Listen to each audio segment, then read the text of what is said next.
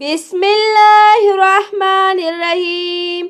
ہم اکثر ان چیزوں کی قدر نہیں کرتے جو ہمارے پاس ہوتی ہے اور ان چیزوں کی خواہش میں پریشان رہتے ہیں جو ہمارے پاس نہیں ہوتی۔ کامیاب وہی ہوتا ہے جو اپنی زندگی میں موجود نعمتوں کو پہچانتا ہے اور ان کا شکر گزار ہوتا ہے۔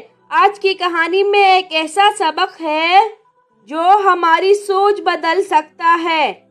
کہتے ہیں کہ ایک خشک اور سنسان زمین کے بیچ ایک بڑا اور گھنا درخت کھڑا تھا۔ اس کی شاخیں وسیع اور سایہ دار تھی اور وہ ہر آنے جانے مسافر کو سکون اور پناہ دیتا تھا۔ یہ درخت 4 مختلف قصبوں کے بیچ واقع تھا، جس کی وجہ سے یہ ایک مشہور ملاقات کا مقام بھی تھا۔ ایک دن 2 مسافر لمبا سفر طے کرنے کے بعد تکن سے چور اس درخت کے سائے میں پہنچے۔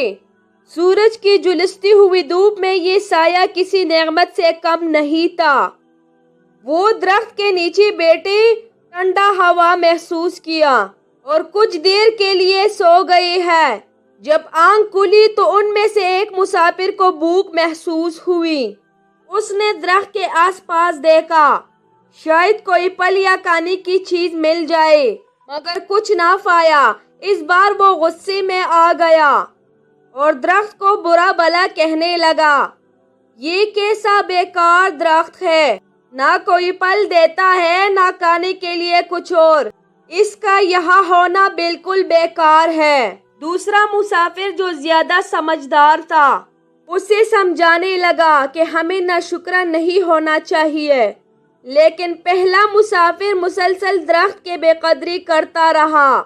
تب اچانک درخت ایک مضبوط مگر اداس آواز میں بولا، اے مسافر، کیا تم نے سوچا کہ جب تم تکن سے بے حال تھے تو میں نے تمہیں اپنی شاہ اور ٹھنڈی ہوا سے راحت دی؟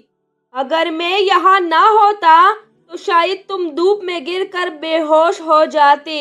میں نے تمہیں آرام دیا، تمہاری جان بچائی، مگر تم مجھے بیکار سمجھ رہے ہو۔ یہ سن کر مسافر کو اپنی غلطی کا احساس ہوا اور اس نے درخت سے معافی مانگی۔